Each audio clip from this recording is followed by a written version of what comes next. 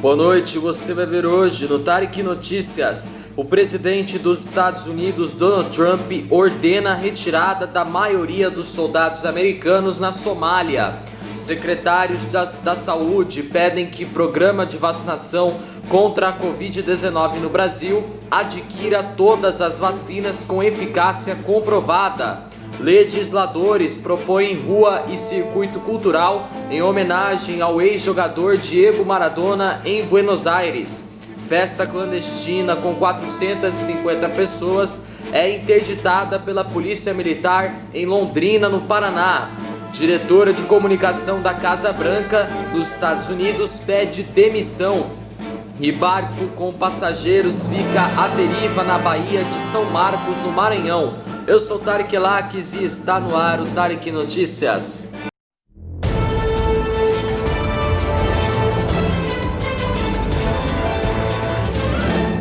O presidente Donald Trump ordenou a retirada da Somália da maioria das forças americanas, militares e de segurança que realizaram operações contra o grupo jihadista Al-Shabaab, anunciou o Pentágono hoje. Donald Trump instruiu o Departamento de Defesa dos Estados Unidos e o Comando da África a realocar a maior parte do pessoal e ativos na Somália até o início do ano que vem, disse ele em um comunicado. Mais de 700 soldados das Forças Especiais dos Estados Unidos treinam e aconselham o exército deste país do chifre da África contra os jihadistas do Al-Shabaab, afiliados ao Al-Qaeda.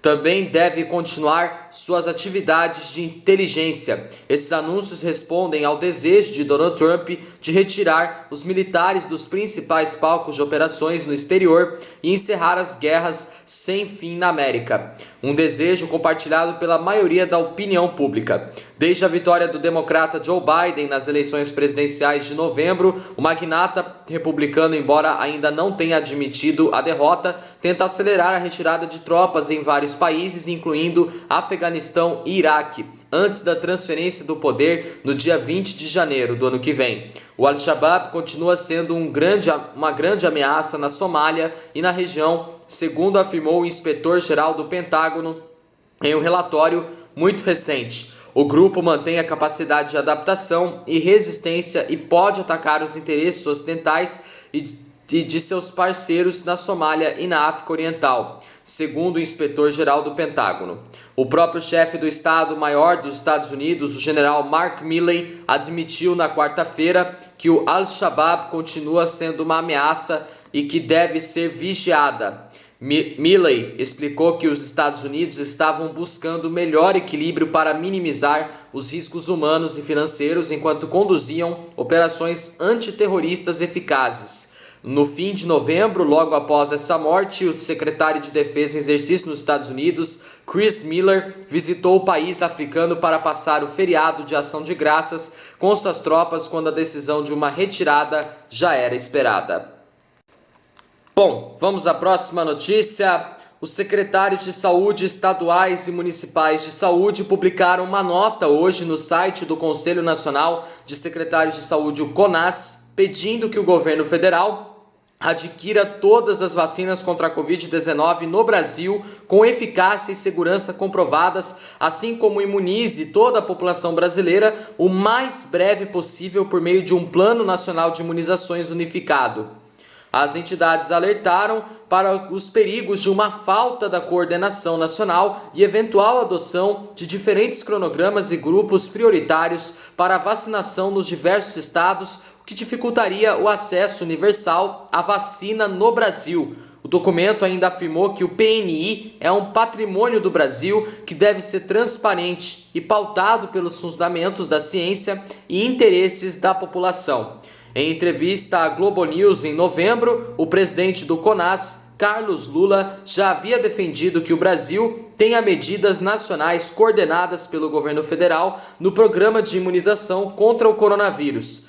Em setembro, a Confederação Nacional de Saúde, o CNS, entrou com ação contra uma lei que estabelece que governos locais têm autonomia para requisições de bens e serviços privados para o enfrentamento da pandemia de Covid-19 sem autorização prévia do Ministério da Saúde. Segundo a CNS, o uso dessa requisição sem controle prévio da União perturba a eficácia de uma política única de enfrentamento da crise sanitária. Contudo, o Supremo Tribunal Federal manteve a autonomia de estados e municípios. Bom, vamos à próxima notícia.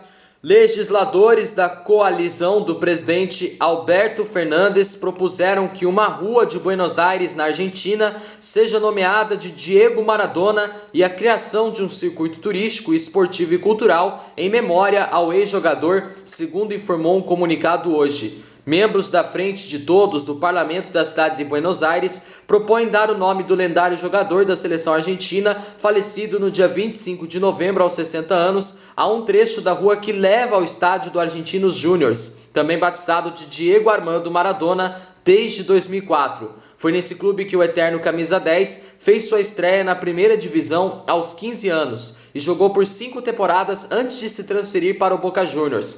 O projeto propõe ainda a criação de um circuito turístico, desportivo e cultural ao longo de 30 quarteirões ao ar livre em uma homenagem permanente no lugar que viu Maradona nascer como jogador, para torná-lo uma referência mundial, segundo a notícia. Morresi, ex-secretário de esportes durante os governos de Néstor e Cristina Kirchner, explicou que seu bloco oposição da cidade acatou um pedido dos Argentinos Júniors e espera agora que a situação dê sequência ao projeto. A Prefeitura de Buenos Aires está nas mãos da Aliança Liberal de Direita Cambiemos, que tem maioria no parlamento comunal e se opõe ao governo nacional dos peronistas de centro-esquerda.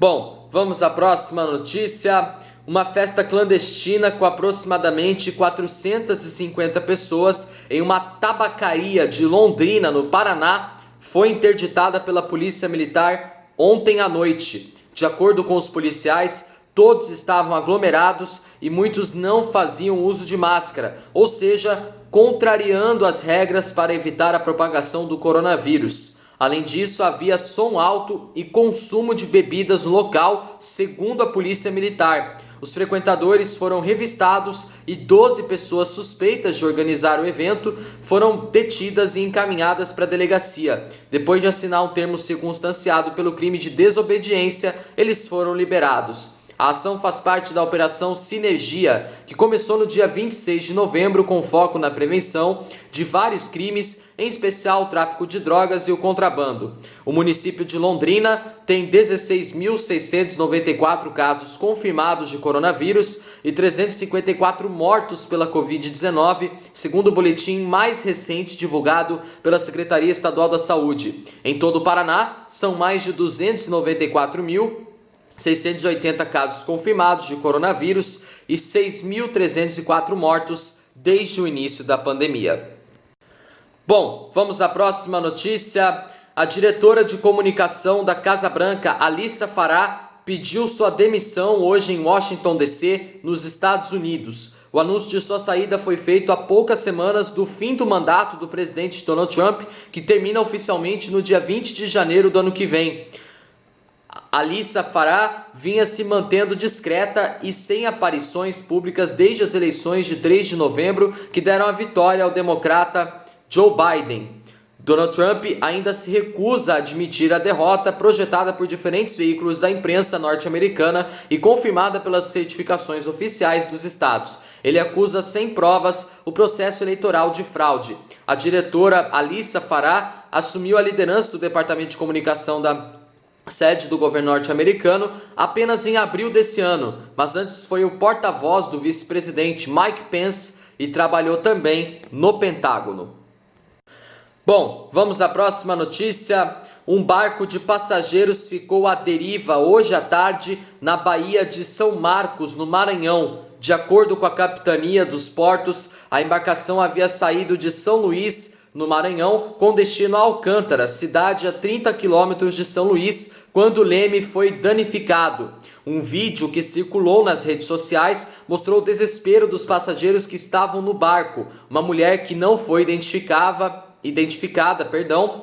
e gravava as imagens, afirmou que a embarcação estava à deriva por mais de 2 horas e e que até o momento ninguém havia sido resgatado.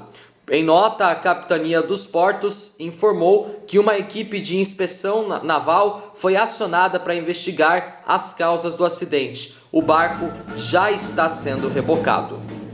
Bom, nosso jornal Tarek Notícias termina por aqui. Se você quiser rever nossos vídeos desde a nossa primeira edição do nosso jornal, tá lá no nosso canal, corre lá. Não esqueçam de deixar aquele joinha maroto, se inscrevam no meu canal e me acompanhem também no Instagram e no Facebook.